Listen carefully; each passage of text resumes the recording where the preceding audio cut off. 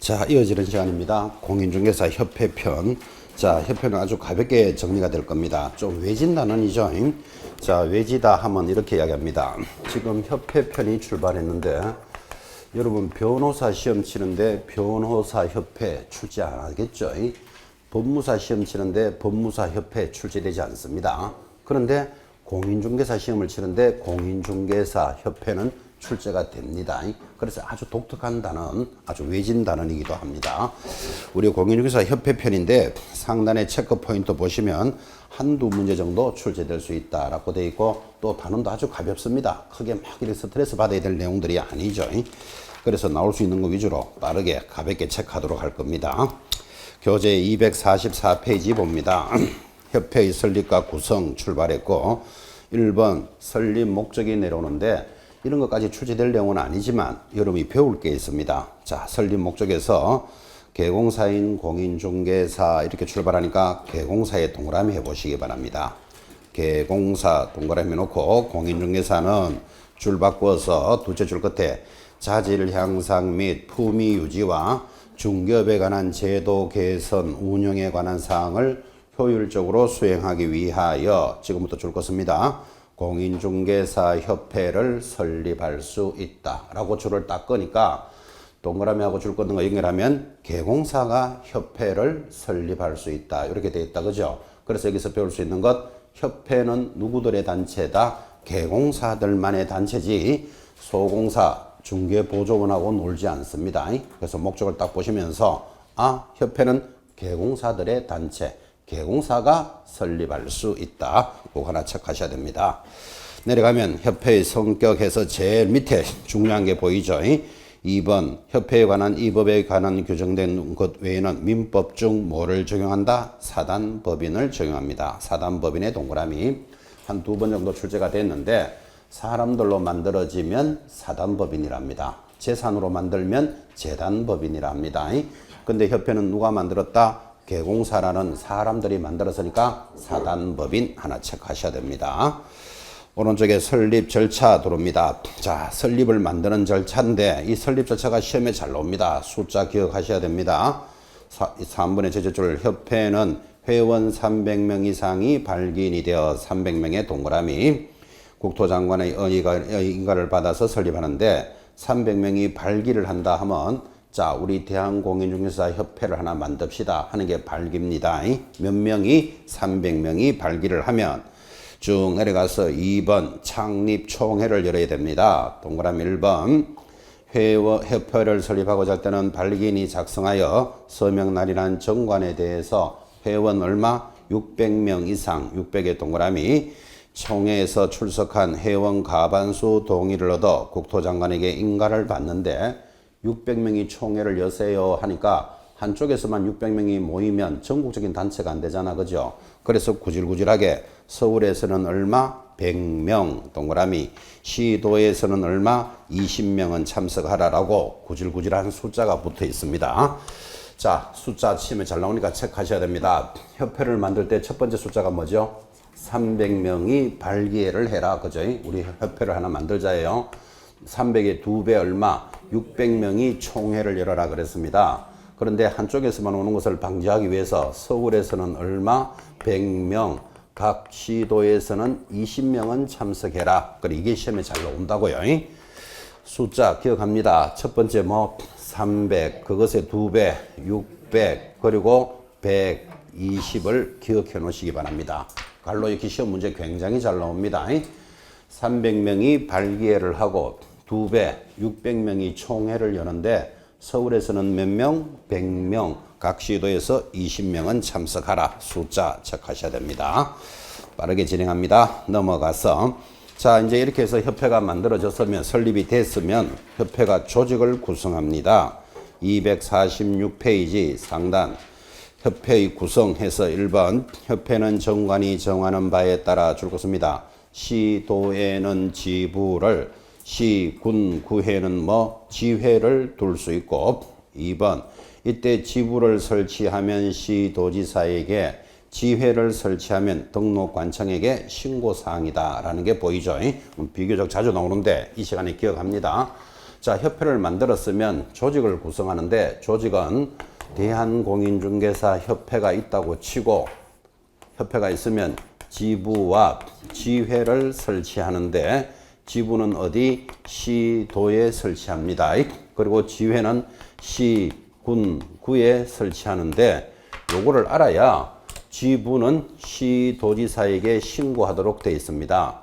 지회는 시장, 군수구청장에게 신고사항이다 라고 지금 체크를 하셨잖아. 그죠? 그런데 의외로 그죠?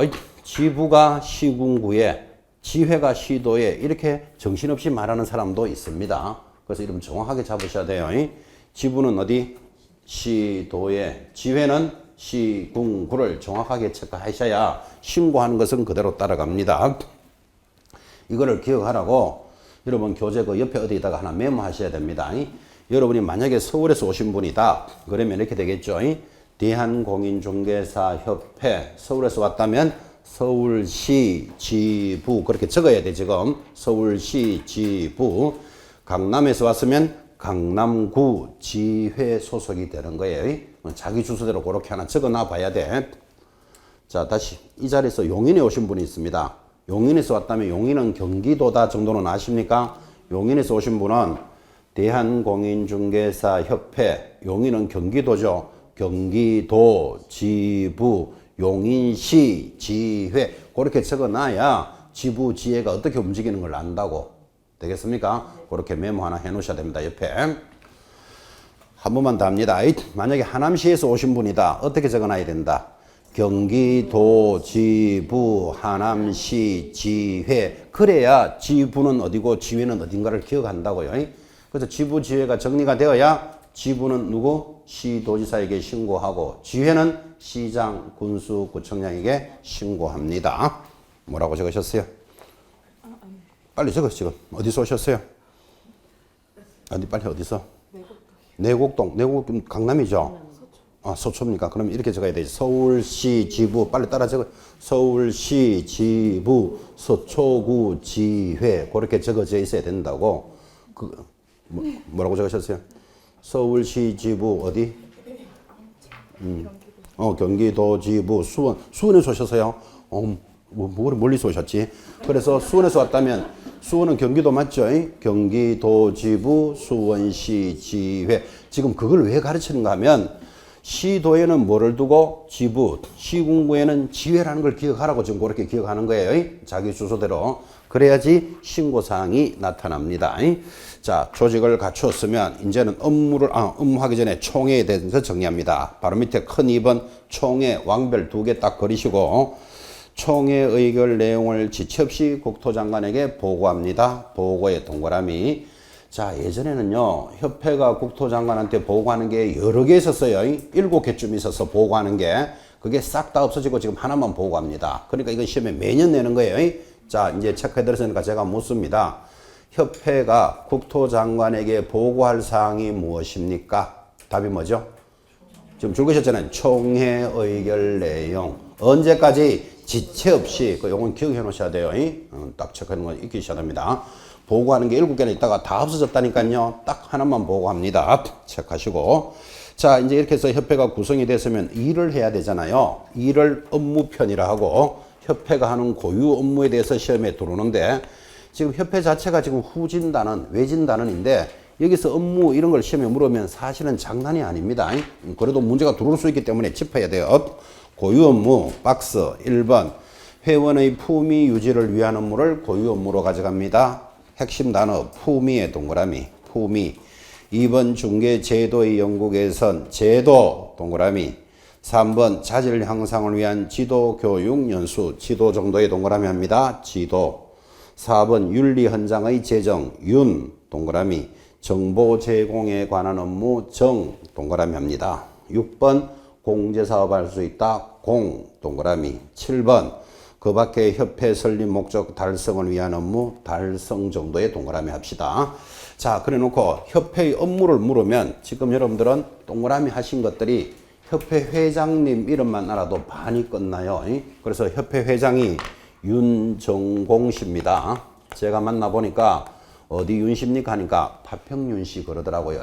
어디 윤 씨라고요? 파평유지 그런 거는 시험에 안 나와요. 하여튼 협회 회장님이 누구라고요? 윤정공 회장이 회원들의 품위와 제도와 지도를 달성했다 하고 해서 회장 이름만 알아도 반이 끝난다. 지금 그런 말이에요.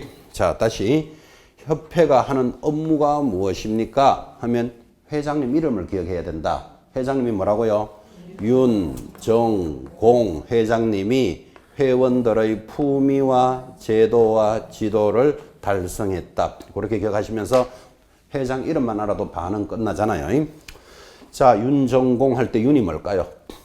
자, 여러분은 윤만 딱 기억하시면 시험에서 윤리 현장 다른 말이 나올 일이 없죠. 윤리 현장, 정, 정보 제공, 공, 공제 사업 할 수 있다. 품위, 품위는 붙으면 옆에 자동으로 품위 유지밖에 붙을 말이 없죠. 품위 유지에 관한 거. 제도를 연구 개선합니다. 그 다음에 지도, 회장님이 이 회원을 지도한다. 그 말이나 교육시킨다, 연수시킨다. 다 같은 말이잖아요. 지도, 교육, 연수에 관한 업무. 달성은 목적 달성을 위한 업무를 고유 업무로 가져갑니다. 자, 회장님 이름만 알아도 반은 끝난다고요. 이 협회 단원 자체가 지금 외진 단원인데 이런 데서 업무로서 틀리는 것, 옳은 것 찾으시오. 이렇게 들어오면 만만찮다고 문제가 그죠? 그래서 회장님 이름은 기억합시다. 협회 회장이 누구라고요?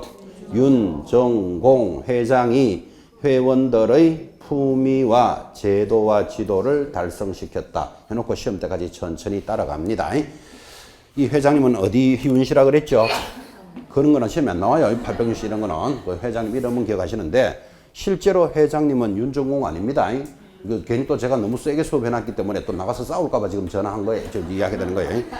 실제 회장님은 누굴까요? 모릅니다. 제가 알 이유도 없고. 여러분 공부할 때까지는 계속 회장이 윤정공으로 나올 거예요. 하여튼 시험 공부할 때까지는. 그래서 윤정공 회장이 회원들의 품위와 제도와 지도를 달성했다 해서 업무편을 정리하셨습니다. 이제 넘어가면 오른쪽에 지도 감독입니다. 자, 첫째 줄에 국토장관은 이렇게 나갑니다. 일단 국토장관의 동그라미 한번 해보세요. 동그라미 해놓고 옆에 줄 것입니다. 협회와 지부 지회에 대하여 감독까지만 줄 것이기 바랍니다. 자, 거기 줄 것인 이유. 자, 좀 전에 우리가 이런 이야기 했죠. 협회는 지부는 시도지사에게 신고하고 지회는 시, 군, 구청장에게 신고한다 그랬잖아요. 근데 지금 줄 것는 걸 보니까 감독은 전부 다 누가 한다? 국토장관이 감독하는 거예요. 보다시피 국토장관이 지금 줄 것이었죠. 협회와 지부, 지회를 감독한다까지 줄 것이었잖아요. 그죠? 시험에 어떻게 내고 싶을까요? 지부는 시도지사가 감독하고 지회는 시장, 군수구청장이 감독한다 하면 틀려요. 그래서 이거 잘 보시라고 지금 강조하고 있어요. 언뜻 보면 여기 가서 신고를 하니까 이 사람들이 감독할 것 같지만 지금 교재는 뭐라고 정리했다? 국토장관은 협회와 지부, 지회를 감독합니다. 특별히 조심하실 것. 자, 이렇게 해서 이제 국토장관이 협회에 대해서 감독을 할 수 있는데 감독을 나가보니까 그 협회에 있는 사람들이 니나 감독 잘하시오. 나는 퇴근합니다. 이러면 이건 위반이잖아. 그죠? 그래서 제일 밑에 3번 위반 시의 제재. 거리를 높지만 3번의 둘째 줄. 협회가 위반하면 얼마짜리? 500만 원짜리 과태료입니다. 500만 원짜리 과태료에 밑줄을 딱 꺼놓습니다.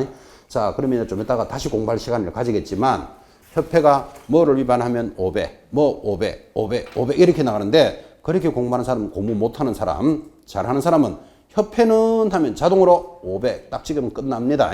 크게 딱 잡아 놓으셔야 돼.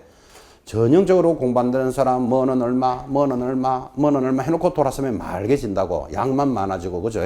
딱 보면은 협회는 위반했다 하면 얼마? 500 딱 찍어 놓습니다. 자, 이어지는 단원이 공제사업입니다. 비교적 공제사업은 중요한데 시험에 나올 수 있는 위주로 빠르게 체크할 겁니다. 이 단원 자체가 좀 외진 단원이잖아. 그죠? 한 장 넘기시면 제일 밑에 디귿 책임준비금의 적립 비율 찾으셨나요? 거기 별표 딱 찍고 공제사고 발생률 및 공제금 지급액 등을 종합적으로 고려하여 정하되 공제료 수입액의 얼마? 100분의 10으로 정합니다. 이때 여러분 책임준비금이라는 말은 중개사고가 언제 어디서 일어날 줄 모르잖아. 그죠? 그래서 쓰지 말고 가지고 있어야 되는 돈. 그걸 뭐라 부른다? 책임준비금이라 부르고 얼마를 가지고 있어라? 100분의 10, 10%는 가지고 있어야 된다. 그거 체크해 놓으셔야 됩니다.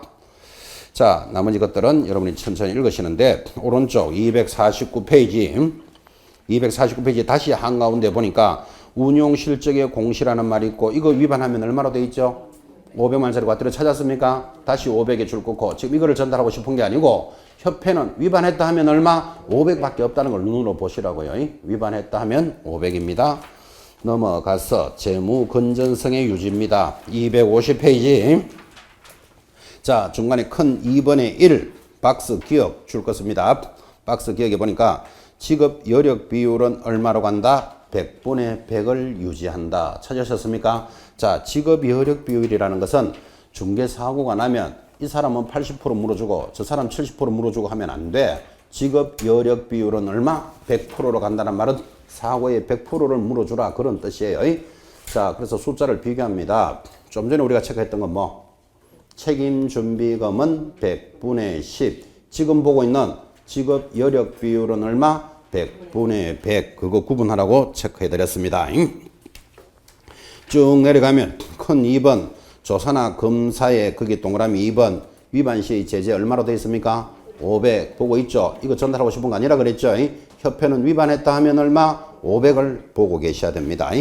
오른쪽 4번 임원에 대한 제재입니다. 역시 4번에 협회 임원이 공제사업을 잘 못하고 있다. 그럼 국토장관이 해임하시오 이렇게 요구를 하는데 그거 위반하면, 회임 안 하면 이번에 뭐라고요? 제재가 500만 원짜리 과태료입니다. 지금 500만 원짜리 과태료 몇 개다? 4개였어요. 근데 4개도 알 필요는 없고 협회는 위반했다 하면 얼마? 500이라는 걸 지금 눈으로 심어줬습니다. 딱 크게 잡으시고, 자, 공제사업 운영위원회 이런 것들은 다음에 할 겁니다. 이건 외진다니까 천천히 보시면 됩니다. 자, 그래서 협회에 관해서 중요한 것들을 정리해 보셨다면 교재 258페이지 보칙이 들어옵니다. 자, 역시 편안한 시간이 지나갑니다. 보칙이라는 말은 보충 규칙을 보칙이랍니다. 보칙이 뭐라고요? 보충 규칙. 법을 다 만들고 나면 이 법은 어떻게 진행하겠습니다 라고 밑에 적어 놓는 걸 보칙이라 그래요. 그래서 주 메뉴에서는 좀 빠지는, 우리말로 하면 찌개다시 개념이에요. 찌개다시 뭔지 아시죠?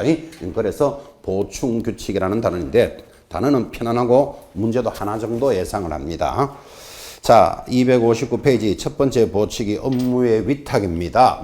먼저 제가 물어보겠습니다. 업무의 위탁이 무슨 뜻이죠? 업무를 맡긴다, 그 말이겠죠, 그죠? 자, 업무의 위탁이 2개가 있습니다. 내려면 2번에 1번 교육 업무를 위탁한다. 찾았나요? 교육에 일단 동그라미 한번 해보십시오.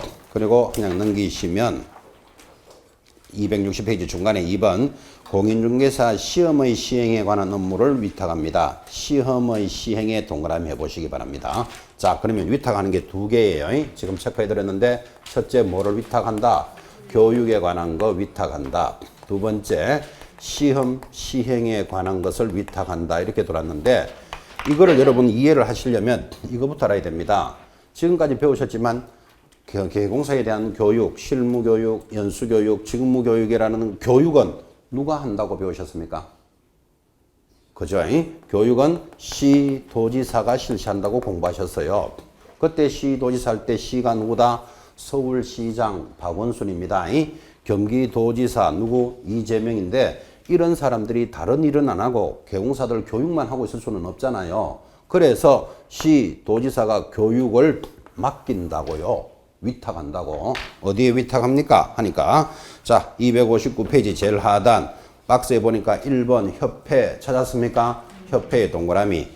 2번 공공기관에 관한 법률에 따라 공기업 동그라미, 준정부기관 동그라미, 그리고 제일 밑에 고등교육법에 따른 학교, 그게 대학입니다. 대학에 위탁한다 그랬습니다. 자, 그럼 여러분이 불러주십시오.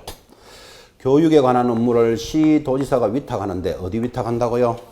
첫째, 협회에 위탁한대요. 두 번째, 공기업. 세 번째, 준정부기관. 네 번째, 네 번째는요? 공기업. 네 번째, 대학입니다. 대학. 부동산 관련 학과가 설치된 곳의 학교라는 건 대학밖에 없죠. 그래서 교육을 4군데 위탁을 하는데, 지금 대체적으로 어디? 협회에 위탁이 되어 있습니다. 그래서 나중에 여러분들은 실무교육, 연수교육을 받으러 갈 때는 어디로 간다? 협회로 간다고요. 협회가 대체적으로 위탁이 돼 있으니까. 근데 서울에서는 워낙에 지역이 커서 대학에도 많이 위탁돼 있습니다. 명지대 이런 데서도 하기는 합니다. 자, 다시 정리해서 개공사 등에 대한 교육은 누가 실시한다? 시도지사가. 근데 시도지사가 다른 일은 안 하고 교육만 할 수는 없잖아요. 그래서 시도지사가 교육을 위탁해요. 어디에? 협회, 공기업, 준정부기관, 대학에 위탁을 합니다. 건대라든지 명지대 이런 데서도 실무교육을 합니다. 자, 두 번째 시험 시행 업무도 위탁을 하는데, 자, 우리 수업에서 첫 시간에 배웁니다. 여러분이 공부하고 계시는 이 시험, 중개사 시험은 누가 시행할까요? 첫 시간에 공부했습니다.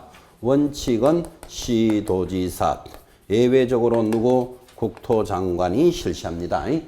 첫째 시간에 했으니까 4주 지났습니다. 벌써 감각이 쭉 떨어집니다. 여러분이 준비하는 시험은 누가 시행한다? 원칙은 시도지사, 예외적으로 국토장관인데, 예전에 여러분이 공부하고 계시는 이 시험 누가 시행할까요? 하니까 학원에서 이런 사람이 있었어요. 학원에서 살고 되면 공부 이렇게 열심히 안 해도 돼. 자격증 내일부터 하나씩 내주면 되지. 지금 그죠? 학원에서 시행하는 게 아니고 원칙은 누구? 시도지사, 예외적으로 국토장관입니다. 자, 그러면 이런 사람들이 다른 일은 안 하고 중개사 시험만 치고 있을 수는 없잖아요. 그래서 시험 업무를 맡긴다니까요. 어디 맡기는가 한번 보세요. 260페이지 한가운데 2번 시험의 시행에 관한 업무를 위탁합니다. 시험 시행기관장은 시험의 시행에 관한 업무를 다음 기관에 위탁할 수 있다. 동그라미 협회, 동그라미 2번 끝에 공기업 준정부기관에 위탁한대요. 동그라미 해드렸으니까 불러주세요. 시험 시행기관은 어디? 협회에 위탁한대. 두 번째 공기업, 세 번째는요 준정부기관. 그리고 나니까 뭐가 하나 없다. 뭐가 없습니까? 여기 대학이 없다는 걸 잘 보셔야 돼요. 그죠? 그래서 대학은 시험기관이 아니고 대학은 뭐 하는 것이다? 교육하는 기관이에요. 근데 이걸 강조해 주는 이유는 우리나라 사람들은 대학 하면 딱 뭐가 생각나는가 하면 대학 입시, 대학 수능 이런 게 막 생각나요. 시험이 막 생각나지만 대학은 시험 치는 기관이 아닙니다. 대학은 뭐 하는 기관이다? 교육하는 기관이에요. 그리고 요거 주의하라고 지금 강조하는 겁니다. 우리나라 사람들은 유별나게 대학 하면 벌써 입시, 시험이 먼저 머리에 확 와닿는다고. 그런데 대학은 시험 치지 않고 뭐 하는 기관이다? 원래 교육기관입니다. 교육기관. 자, 그리고 지금 시험 시행은 세 군데 위탁이 되는데 여러분 원서를 산업인력관리공단에 제출해야 된다. 이 정도 들어보셨나요? 산업인력관리공단이 공기업이잖아 봐요. 그래서 지금 시험은 공기업에 위탁이 되어 있습니다.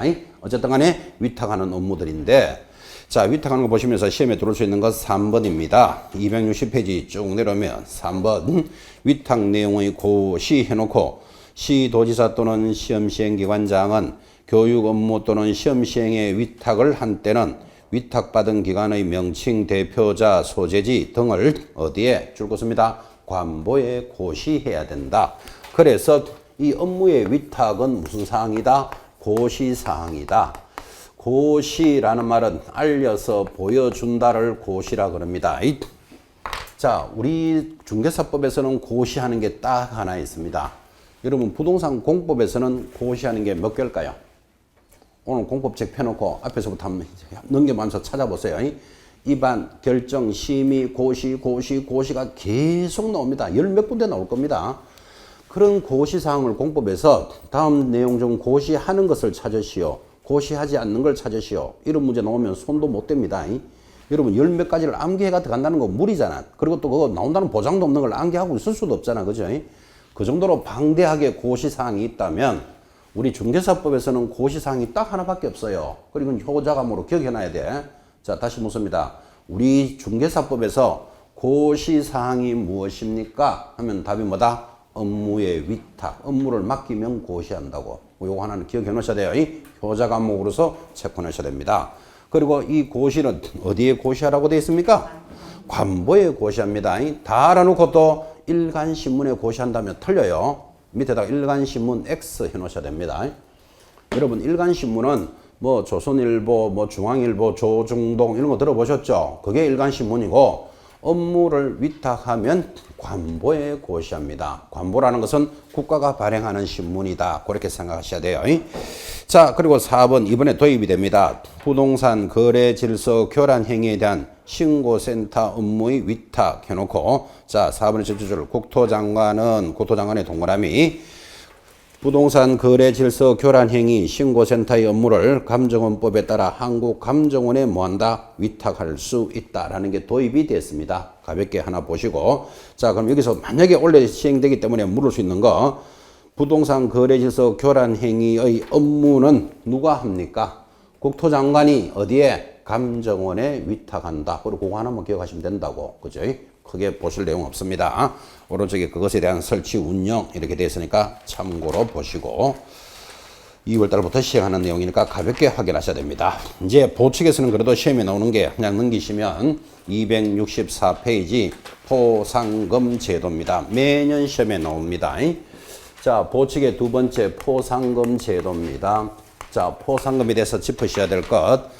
4번에 1번 이러니까 등록관청은 등록관청 일단 동그라미 하시고 다음 어느 하나에 해당하는 자를 등록관청이나 수사기관에 신고 또는 고발한 자에 대해서 대통령령이 정하는 바에 따라 밑줄 긋습니다. 포상금을 지급할 수 있다. 줄 딱 긋고 제가 물어봅니다.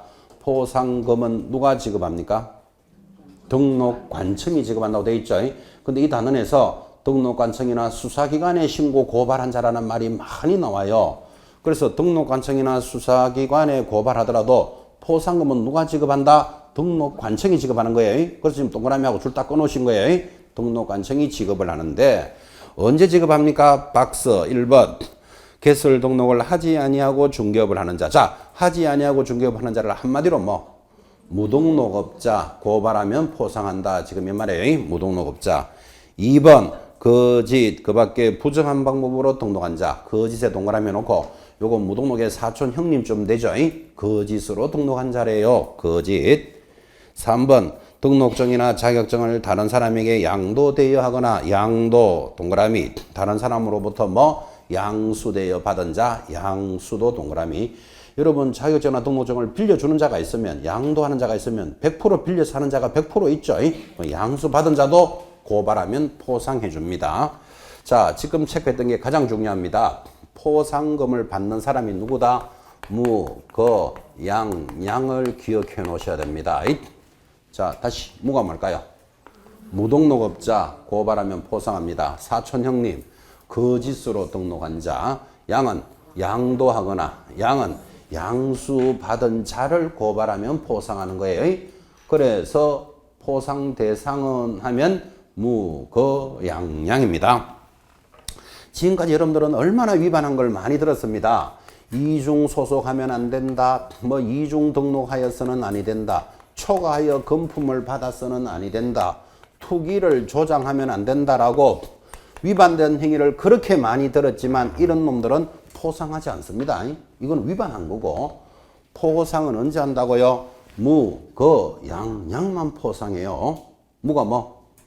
무등록업자 고발하면 포상합니다. 그는 거짓 등록업자. 양은 양도하거나 양은 양수 받은 자를 고발하면 포상하지 위반했다고 포상하는 거 아니라고요. 그래서 시험에 4개니까 포상 대상이 아닌 것 시험에 잘 들어옵니다. 그래서 기억 노래 불러주셔야 돼. 포상금은 무거양양만 지급한다. 자, 그때 포상금은 얼마를 지급할까요? 오른쪽에 올라가니까 205페이지 상단 건당 50만 원으로 한다. 찾았습니까? 거기 동그라미 딱 찍어놓고 건당 50만 원 옆에다가 에게 이래 적어놔야 돼. 아따 요란하게 이야기하더니만 50만 원 지급한대. 건당 50만 원 아니면 꼴랑 50만 원 한다든지. 그때 50만 원을 지급하되 밑에 동그라미 3번입니다. 포상금 지급에 소요되는 비용 중 국고에서 보조할 수 있는 비율은 얼마로 한다? 100분의 50. 즉 50%는 국고에서 보조를 해주겠다. 여러분 국고에서 보조해준다 이 말은 외상이 없다 이 말이에요. 그래서 국고에서 보조라는 말이 중요해요. 이거 뭐 50%가 중요한 게 아니고 이거를 뭐라고 놓는 거면 지자체 예산으로 지급한다 그러면 털린다고요. 지자체 예산으로 지급하면 예산이 끝나면 그 다음부터는 고발해도 포상 안 해준다는 말하고 똑같아. 근데 이거는 지금 누가 해준다? 국가가 보조하기 때문에 외상이 없다 이 뜻이에요. 이게 그죠? 국가가 부도나야 외상하기 때문에. 그래서 그 개념을 잘 익혀 보시기 바랍니다. 자, 다시 무거양양을 고발하면 포상해 줍니다. 포상금 얼마? 건당 50만 원. 근데 이거를 국고에서 50% 보조해 준다고. 찾았습니까? 고리까지 관리하실 거. 그게 중요해요. 자, 그 다음에 여러분한테 묻습니다. 그럼 이런 무거양양을 고발만 하면 포상해야 됩니까? 죄가 있어야 되겠습니까? 죄가 있어야 지급하지. 그냥 고발했다고 다 지급할 수는 없죠. 그래서 3번에 1번 지급 조건. 1번 포상금은 신고 또는 고발 대상자가 행정기관에 의해서 발각되기 전에 등록관청이나 수사기관에 신고 고발한 자에게 신고 고발 사건에 대해서 누가 검사가 이렇게 갑니다. 검사의 동그라미 딱 찍으셔야 됩니다. 이거 검사 판사도 구분 못하는 학생이 있으면 안 됩니다. 검사가 공소제기, 자 공소제기 앞에 1번 달고 1 공소제기, 2번 기소유예, 2번 달아놓고 결정을 한 경우에만 지급합니다. 자, 이 무고양양을 고발만 한다고 포상하는 게 아니고 죄가 있어야 지급하잖아요. 죄가 있다를 누가 판단한다? 검사가 이랬다고요. 어떻게 했을 때 1번 공소가 제기되거나 2번 기소유예 시에 지급하겠다 그랬단 말이에요.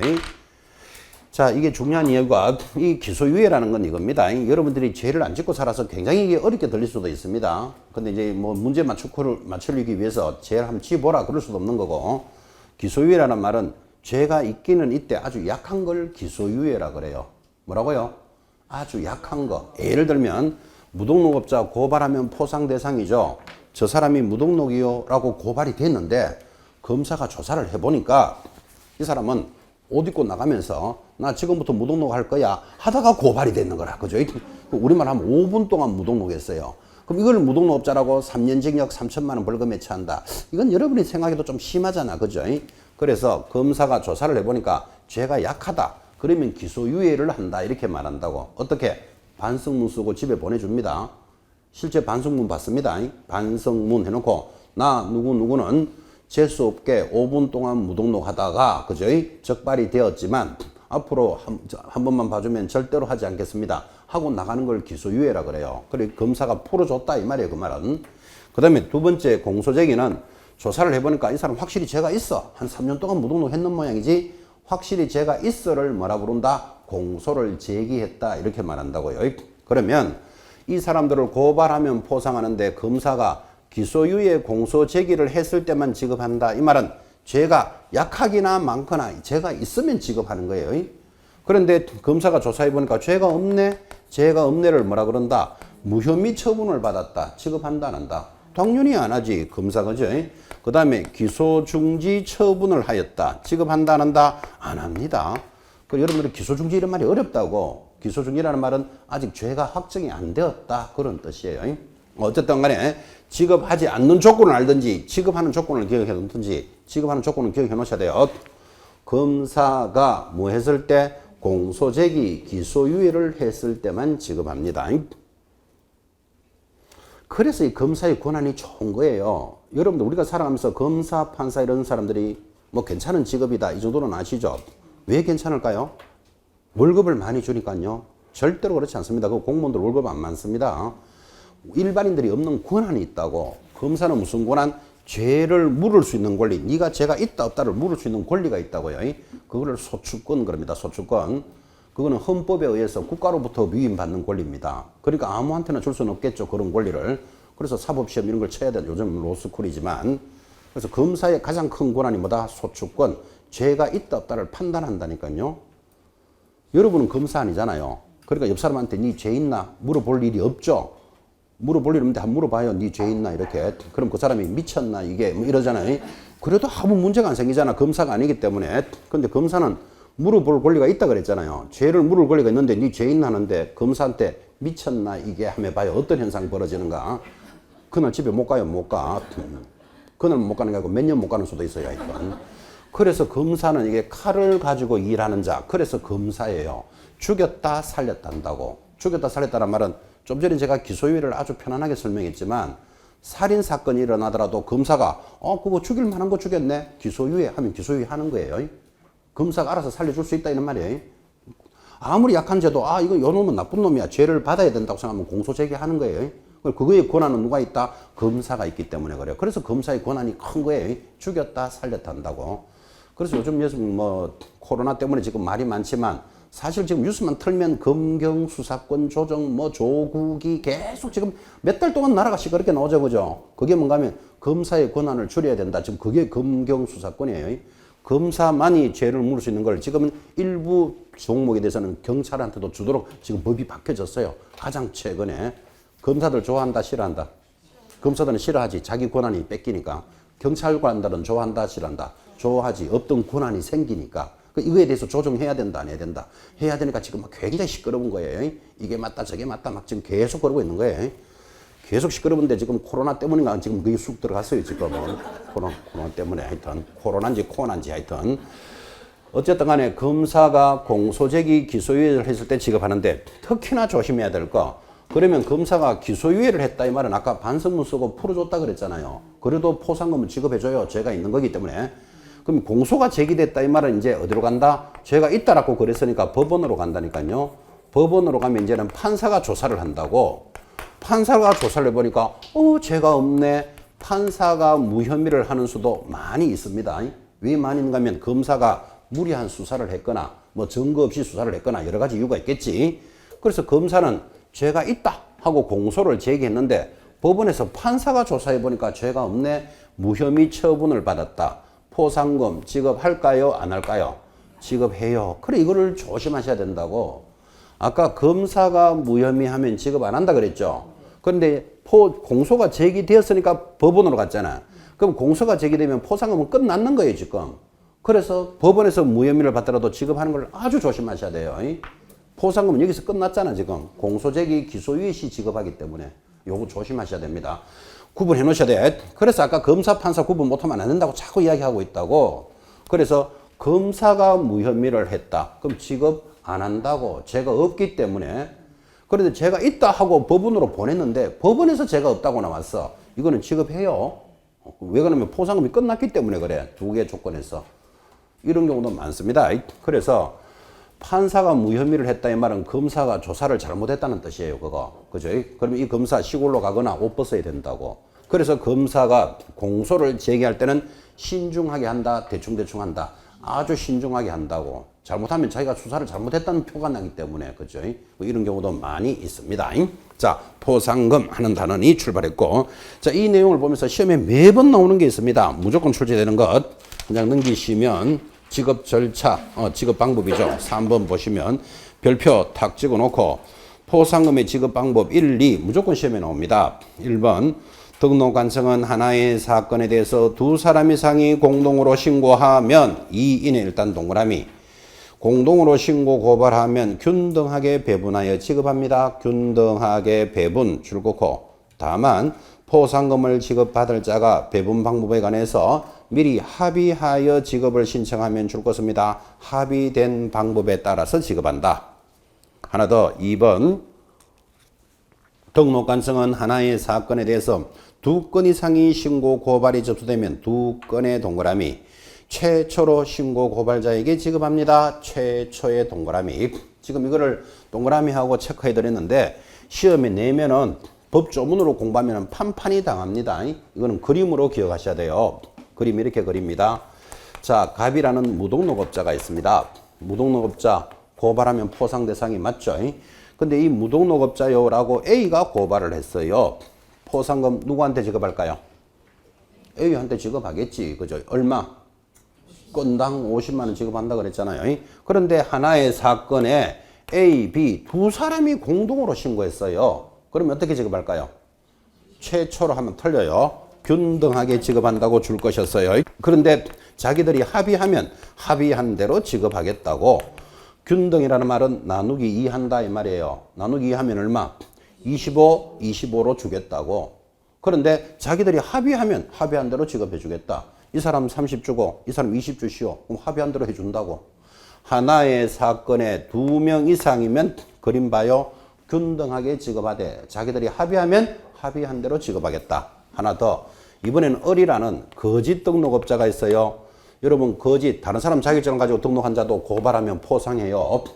거짓으로 등록한 자가 있는데 이 사람이 거짓으로 등록한 자요라고 서울에서도 고발이 돌았고 수원에서도 고발이 돌았다고 칩시다. 이게 뭐죠?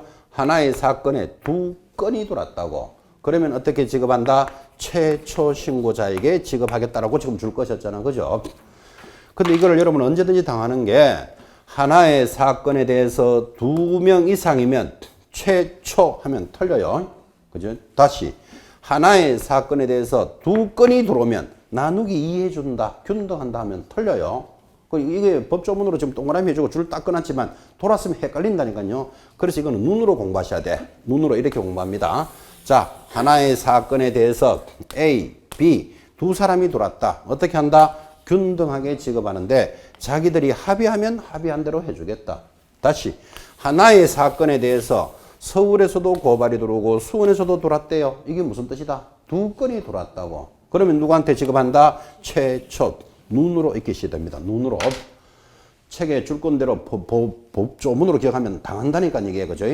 해마다 제가 그림으로 이렇게 수업했고 여러분들은 그림으로 맞추시고 있어야 됩니다. 해마다 나왔다 그랬습니다.